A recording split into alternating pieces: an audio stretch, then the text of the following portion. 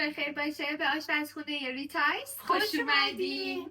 من و مامان امروز یه غذای خیلی خوشمزه قراره یادتون بدیم که بعد دیدن این ویدیو این غذا رو میپزین، به خانواده‌تون زنگ میزنین، دعوتشون میکنین و پوزشو میدین که یه غذای ترکی خیلی خوشمزه براشون پختین. ولی فکر نکنم زنگ بزنیم، چون من خودم اکثر غذای خوشمزه باشه سعی میکنم تنهایی بخورم. امروز میخوایم با هم دیگه پیده درست کنیم. پیده انواع اقسام مختلفی داره، اما آموزش ما امروز کریمالو پیده هستش، همون پیده گوشت چرخ کرده. بریم که آموزشش رو ببینیم.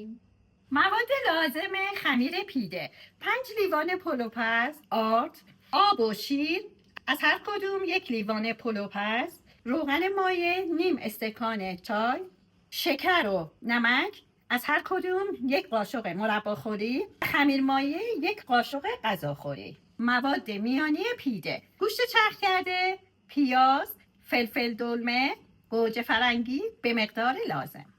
مامان اول ویدیو یادش رفت بهتون بگه آبتون حتما باید ولرم باشه، ولرمی که یک کم هم گرم باشه، چون قراره که خمیر مایع رو توش فعال بکنیم. اگه که سرد باشه فعال نمیشه.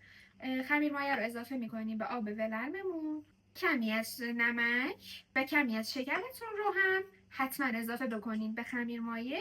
بعد گذشت چند دقیقه که خمیر مایعمون قشنگ به عمل اومده، الان نوبت اینه که خمیرمون رو درست کنیم. بقیه شکر و نمک رو به آرد اضافه میکنم، خمیر مایع رو میریزم، شیر و روغنم اضافه میکنم.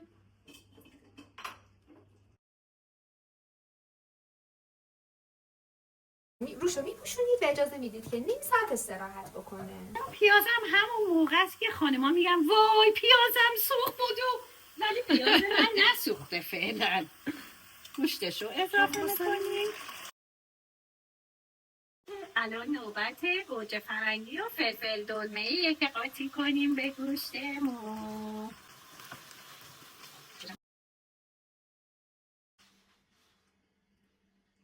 یه خمیر خیلی فوق‌العاده‌ای به دست اومده. استاد که شوخی باشه خمیرم همین میشه. از این خمیرامون رو به اندازه‌های یکسان تقسیم کردیم، چونه‌شون میکنیم. ترتیب چونه کردنتون رو یادتون بمونه، یعنی اینکه مثلا اول اینو چونه کردین، اول باید اینو باز کنید. به شکل بیزی که بازش کردیم، کنارهاشو با پنیر پر میکنیم.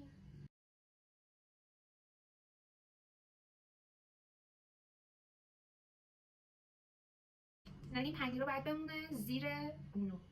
من که اصلا مهمون دعوت نمی‌کنم. حتی مهمونم بیاد در باز نمی‌کنم براش تا اینو بخورم تمام کنم.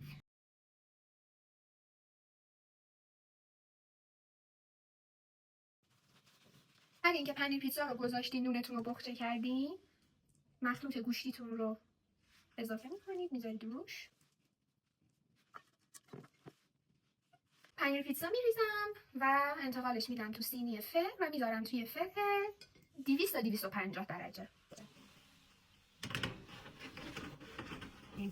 ببینیم چه پیده این آدم به مهمون میده. من میگم شما باور نمی‌کنی. دلم به آخر ویدیوی امروز رسیدیم. امیدوارم که این دستور پخت خوشمزه رو تستش کنید، ازش لذت ببرین. دوستتون داریم. چه ویدیوهای بعدی؟ خداحافظ. خداحافظ. سابسکرایب یادتون نره.